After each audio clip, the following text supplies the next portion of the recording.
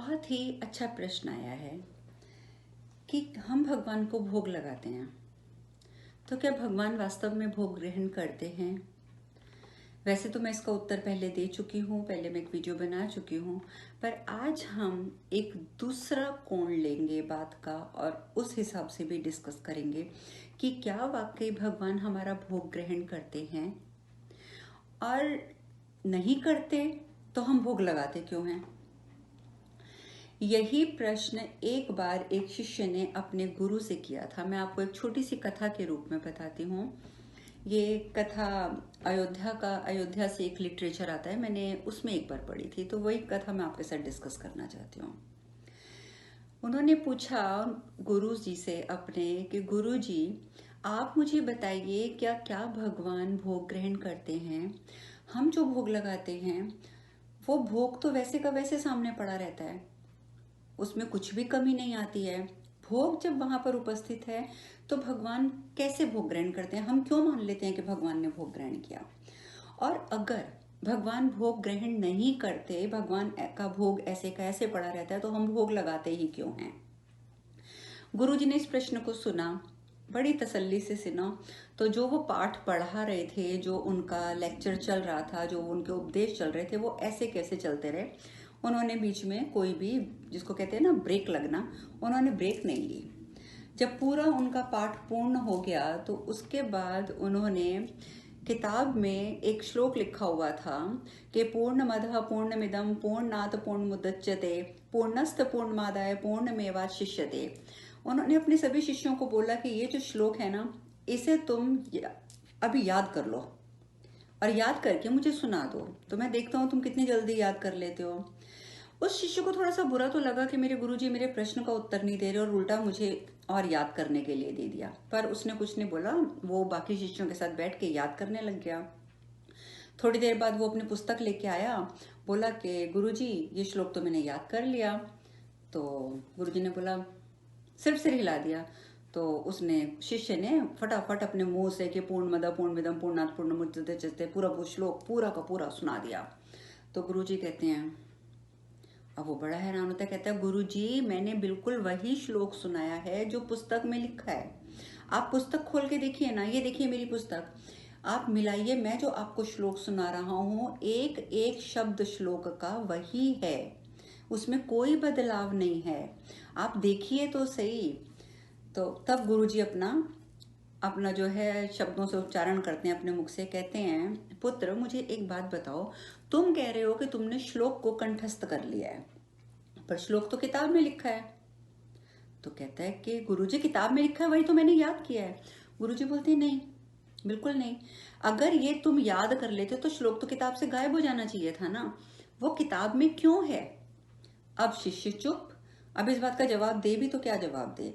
किताब में श्लोक लिखा हुआ है और उसे याद भी हो चुका है, कंठस्थ हो भी चुका है, लेकिन गुरुजी की बात भी ठीक है कि जब किताब में श्लोक लिखा है, तुम याद कर चुके हो, तो वो श्लोक किताब में कैसे उपस्थित है, वो तो तुम्हारे अंदर होना चाहिए था ना अब तक।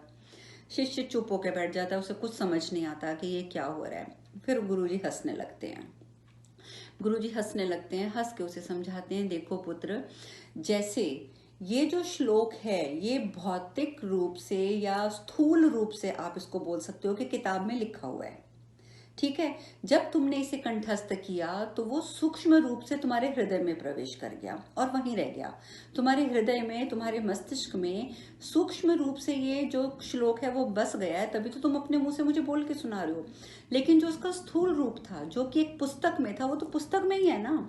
पुस्तक में रहते हुए भी तुमने उसे कंठस्थ किया, वो तुम्हें कंठस्थ हुआ, ठीक है। वो तुम्हारे हृदय में भी गया, लेकिन पुस्तक में भी ऐसे का ऐसे ही उपस्थित है।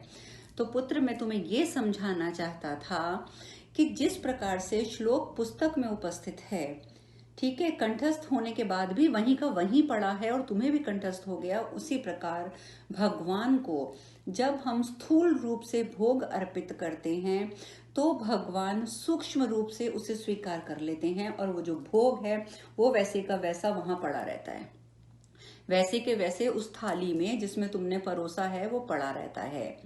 तो वो भोग कहीं जाएगा नहीं, वो वहीं पड़ा रहेगा। लेकिन जैसे तुमने सूक्ष्म रूप से कंठस्थ किया श्लोक को, प्रभु भी अपना सूक्ष्म रूप से इसी प्रकार से भोग को स्वीकार कर लेते हैं, वो ग्रहण करते हैं, भोग स्वीकार करते हैं, तभी तो वो प्रसाद बनता है। अगर इसको आप इस तरीके से भी देखोगे बेटा, तो वो ये है कि अज्ञान चेतना का प्रतीक माना जाता है हमारे द्वारा लगाया गया भोग, हमारी अज्ञान चेतना का प्रतीक। और हम जब उसे भगवान के समक्ष उपस्थित करते हैं, थाली में सजाकर भगवान के समक्ष रखते हैं, तो वो हमारे आध्यात्मिक ज्ञान के लिए बढ़ोतरी करता है। जब उसमें ज्ञान का और प्रकाश का, हमारे इष्ट के द्वारा, हमारे प्रभु के द्वारा, हमारे परमपिता परमेश्वर के द्वारा जब सूक्ष्म रूप से उसे ग्रहण किया जाता है, अर्थात जब आप ये कह सकते हो कि दिव्य प्रकाश का और दिव्य ज्ञान का जब ये भोग लग जाता है भगवान को, तो वो प्रसाद का रूप धारण करता है। और वही प्रसाद हम जो कि भौतिक रूप से यहाँ उपस्थित हैं, हम उसे प्रसाद के रूप में उस भोग को ग्रहण करते हैं। और जब हम प्रसाद के रूप में उस भोग को ग्रहण करते हैं, तो हमारे अंदर जो मतलब आध्यात्मिक ज्ञान है, उसकी चेतना जो है वो प्रकाशमान होती है। अन्यथा हम तो अज्ञान की चेतना में डोलते रह जाएंगे।